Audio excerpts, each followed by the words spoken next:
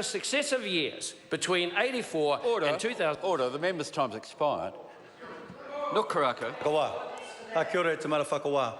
Sir, as the final speaker in this general debate this afternoon, and hearing a lot of the to and froing, sir, I think one of the most important things for me is the fact that someone who went away overseas for 2 years but stayed 24 years, but sir, travelled extensively right across Western Europe, Eastern Europe, Russia, Scandinavia, and then into the Middle East. And I think the important thing there is that you need to go away from this country in some ways to really appreciate what we've actually got here. That's right. And the discussion that has taken place here, sir, I just hope that we can all sort of come together across the House, particularly, sir, when we are talking about the defence of God's own, the defence of this country. Because, sir, I want to come now to the white paper that was released this morning. And just to sort of talk very briefly, sir, about certain aspects of that white paper, because being overseas, sir, you do actually see how insular we can be here in New Zealand. But when you look at that white paper, sir, and look at the threats that have been identified, particularly over the sort of last 5 years, it's something, sir, that we need to sort of take note of.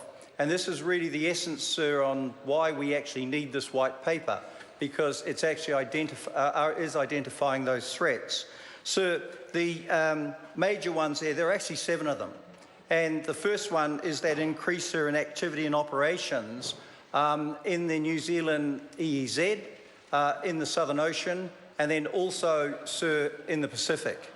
The next one, sir, number 2, is the increased likelihood of a terrorist attack here in New Zealand, but keeping in mind, sir, that the risk is still actually quite low. So the third one, which was an increase actually in the military spending right across the Southeast Asian region. The next one, sir, is the increase in the turmoil since the Arab Spring of 2010, and particularly, sir, in North Africa and also in the Middle East.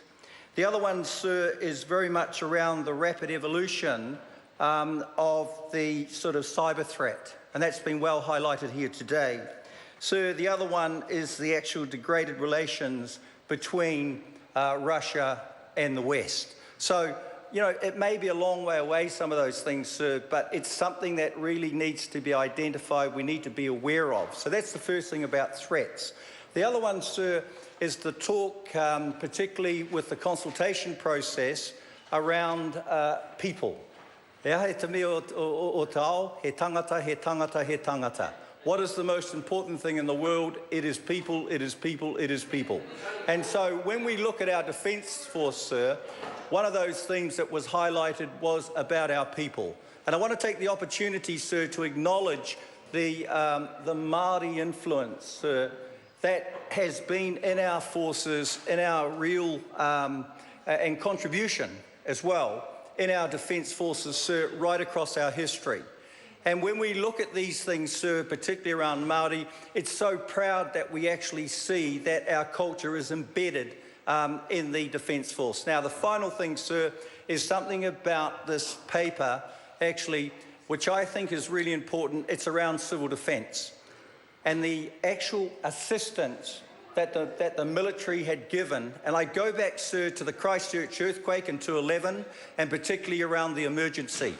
Because when we saw it come in, sir, was the Navy, was the Army, and also, sir, the Air Force. And they came in, sir, and as soon as we saw them as people of Christchurch, as people of Canterbury, well then, sir, we felt safe. There was a safe haven there. And that continued, sir, all the way through. So in saying that, sir, and particularly talking about this white paper, one thing, sir, yes, it's 20 billion investment.